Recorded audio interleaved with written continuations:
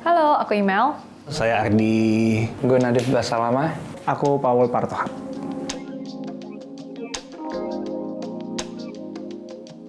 Menurut aku berjuang itu benar-benar mengerahkan segala daya dan upaya untuk bisa mendapatkan apa yang kamu inginkan, mencapai mimpi kamu dengan cara yang halal. Arti berjuang itu adalah mengusahakan sesuatu yang kita istilahnya kita sayangi atau kita kepingin lah gitu. Untuk gue pribadi berjuang sendiri sesederhana mengalahkan diri gue yang kemarin. Trying to be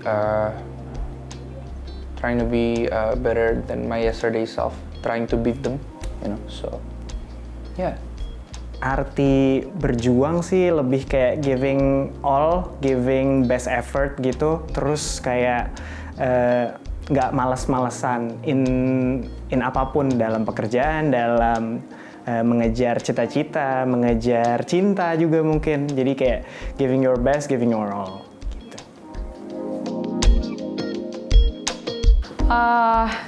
Menurut aku hal yang diperjuangkan yang paling penting banget adalah pastinya keluarga, diri sendiri juga ya. Dan kadang kita sering mengutamakan orang lain di atas diri sendiri, tapi hak-hak pribadi pun perlu diperjuangkan. Yang pasti keluarga, terus karir juga perlu diperjuangkan, harga diri, walaupun saya nggak punya. Oke. Yang harus kita perjuangin adalah stabilitas di kepala kita sebetulnya.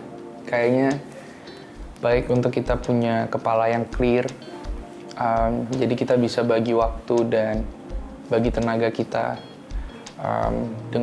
Jadi kita bisa tahu juga skala prioritas kita. Itu ternyata cukup sulit gitu, dan gue tahu gue struggle banget gitu, gue berjuang banget juga untuk itu gitu. Kalau menurut aku yang harus diperjuangin dari dalam diri gitu, biasanya aku mikirnya kayak berjuang menjadi manusia yang lebih decent ya, menjadi human being yang lebih decent, yang bener-bener tulus gitu, nggak neko-neko, nggak yang kalau mengerjakan sesuatu tuh nggak mengharapkan, harapannya cuma satu gitu. Kalau aku harapannya adalah aku belajar dari situ. Jadi apapun yang aku kerjain mostly adalah aku ingin, cita-citaku adalah aku menjadi lebih cerdas dan lebih pintar dari sebelumnya gitu. Jadi makanya itu I always give my best supaya aku menjadi pribadi yang lebih naik lagi levelnya. Mungkin sebagai seorang musisi bangga banget pernah membawa nama Indonesia di satu event tahunan besar yang dinamakan World Economic Youth, dan di dalam event ini ada banyak sekali delegasi dari negara-negara di seluruh dunia yang menyaksikan kita perform, membawa nama Indonesia, membawakan lagu-lagu klasik Indonesia dan lagu tradisional Indonesia. Dari situ mereka tahu bahwa Indonesia itu kaya sekali, dari sisi kuliner iya, dari sisi budaya juga, dari sisi lagu-lagu juga. Jadi ya senang sih bisa jadi bagian dari World Economic Youth Team. Kebetulan kalau saya dan band saya yang udah lama itu, kita udah pernah membawa nama Indonesia waktu itu ke Qatar ya, ke luar negeri gitu, dengan membawakan lagu-lagu daerah kita gitu. Mungkin gitu kita berusaha untuk sadar kalau misalnya menjaga lingkungan itu penting, jadi kita pakai movement, botol-botol minuman kita tuh dari kaca semua, straw-nya tuh dari stainless. Menurut gue itu lumayan part of my memperjuangkan sesuatu untuk negara ini, supaya kita by 2030 ya masyarakatnya lebih sadar aja sih, jadi lebih baik gitu. Untuk negaraku, aku berpikirnya yang pasti menjadi, aku kan tinggal di luar, berarti aku harus menjadi seperti ambassador gitu, seperti contoh dari gimana sih orang Indonesia gitu. Walaupun ya nggak bisa menjadi stereotip banget, cuman at least kalau orang tahu aku tuh asalnya dari mana? Dari Indonesia. Nah, dia langsung mengukur, oh dia orangnya pekerja keras ya, oh dia orangnya orang yang efisien ya, oh dia orangnya adalah orang yang nggak pernah telat ya kalau misalnya lagi udah janji gitu-gitu, atau dia orangnya nggak pernah malas-malasan ya gitu. Ya mencoba menjadi contoh dan good ambassador aja sih untuk negaraku di negara orang lain gitu. Merasa bangga pastinya karena waktu itu diberi kesempatan tidak hanya pergi ke satu negara di Eropa tapi ke beberapa negara lain juga dan hampir ke semua negara di Southeast Asia. Jadi senang banget bisa membawakan lagu-lagu daerah Indonesia dan mereka memberikan standing applause meskipun nggak ngerti bahasanya, tapi apresiasi yang diberikan sangat tinggi gitu. Jadi ya kalau ditanya bangga atau enggak, pastinya bangga banget. Mudah-mudahan bisa ada kesempatan untuk bisa mengulang kembali kesempatan itu. Bangga gak bangga sih, bangga udah pernah, tapi masih belum puas gitu, masih pengen lagi untuk lebih meluaskan lagi, memperkenalkan Indonesia ke luar. Gue bangga, tapi masih banyak yang lebih lagi gitu. Kayak banyak banget orang-orang kemarin di Bali gitu, gue lihat mereka tuh kalau di pantai-pantai itu mereka taruh, kayak mereka ngumpulin sampah gitu-gitu lah, dan sampah-sampah itu di recycle, didaur ulang jadi barang-barang yang sustainable gitu, maksudnya bisa dipakai berulang kali dan lain-lain gitu. Kayaknya itu salah satu yang memotivasi gue, memacu gue untuk terus melakukan apa yang gue lakukan. Aku sebagai manusia gak pernah puas. Jadi aku merasa apa yang aku lakuin emang gak pernah cukup sih. Maksudnya dibandingkan dengan misalnya aku ngebandingin sama orang-orang yang benar-benar berbakti. Misalnya dia kerja di tempat-tempat terpencil untuk menjadi guru misalnya, atau menjadi dokter, atau menjadi apa gitu di lokasi-lokasi yang terpencil gitu. Aku merasa apapun yang aku lakukan masih belum bisa sebanding dengan mereka.